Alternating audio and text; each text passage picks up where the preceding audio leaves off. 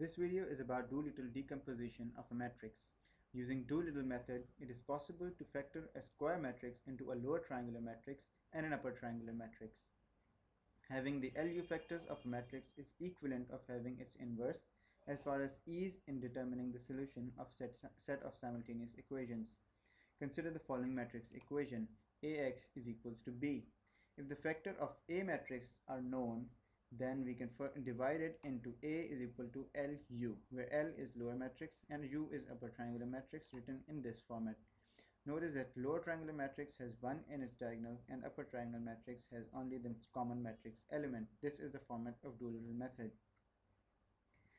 Let's put this equation back into the first one and we get LUX is equals to B.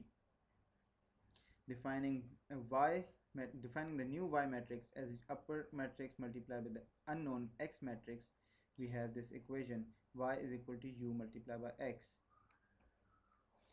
Further putting this equation back into the LUX is equal to B equation, we get this final equation as LY is equals to B. Because L is triangular matrix, this equation can be used to solve for Y by a simple procedure of forward substitution. Once Y is found, this equation is used to solve for X by back substitution. Let's do an example to put this into perspective. We have three set of equations and three unknown x1, x2 and x3.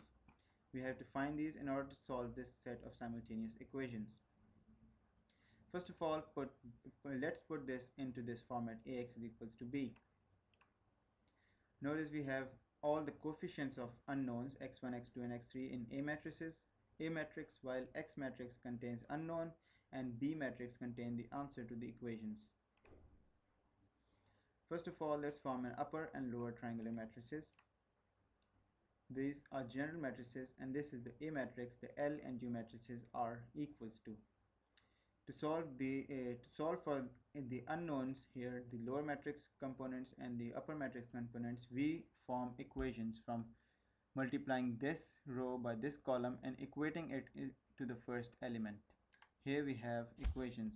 We have U11 as 1 multiplied by U11 and zeros here equals to 2. Similarly, U12, second column multiplied by the first row, we have minus 1. Similarly, third column multiplied by the first row of lower matrix, we have minus 2. Solving for all the rows and columns, we have these equations. In solving these equations, we have the values for the components of L2, U12, and similarly all the components. We get lower and upper triangular matrix to be these two matrices here. Now we know we have substituted UX is equal to B and LY is equal to UX is equal to Y and LY is equals to B. We have LY here is equals to B in this format. Again, we form equations, three unknown and three equations here. We can solve for y1, y2 and y3.